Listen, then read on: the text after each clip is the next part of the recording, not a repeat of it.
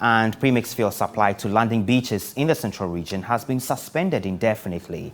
According to the Fisheries and Aquaculture Ministry, the decision is to punish some of the fisherfolk there who engaged in light fishing and other illegal fishing practices after the close season.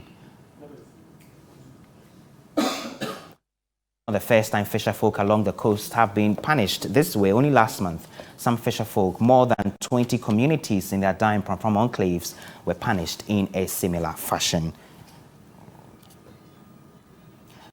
Joining me on Zoom is the Premix Fuel Administrator, Nana Abroko-Asare, for a conversation. Thank you, Mr. Asare. So I remember when I spoke to you sometime last month when the decision had been made to suspend Premix supply to the communities along the Ada and Pram enclave.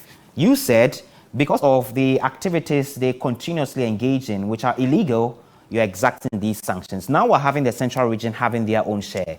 It would appear that the sanctions you are meting out are not punitive enough then, so the fisherfolk still go ahead and practice these illegalities. How do you react to this?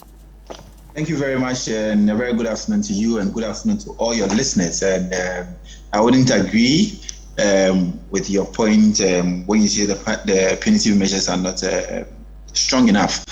I must state that if you look at what happened in Ada, currently the fishermen themselves have taken it upon themselves to fight these illegalities. Just last week, the fishermen themselves arrested their own colleague fishermen who were engaged in light fishing, and this is what we are talking about. We are looking at co-management method of solving the problem. We want the fishermen themselves to help us in this fight, because enforcement is very expensive, and unfortunately the ministry cannot be at all the landing beaches across the country at the same time.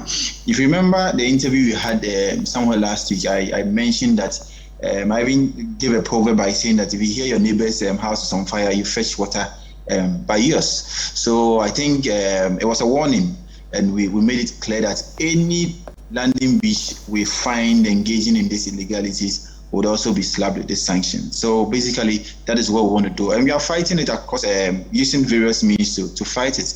I think the denial of premix fuel to this landing beaches is just one of the ways we are fighting it. Okay. We are talking about, if you read the laws very carefully, there are even stricter punitive measures. Some people have been taken to court as we speak now. Some have been prosecuted. Some have their nets confiscated. Some have had their generators being confiscated, etc. So we are fighting it on all fronts. Some of the fisherfolk have called your bluff. Say, for example, they say that the Ministry of Fisheries and Aquaculture itself has not been proactive enough in dealing with the challenges on the ground, which necessitates, the kinds of actions they take. For example, they speak about pair trawling, they speak about cycle, light fishing, and the use of, some other unapproved methods by some other vessels, bigger vessels that is, to fish on Ghanaian waters.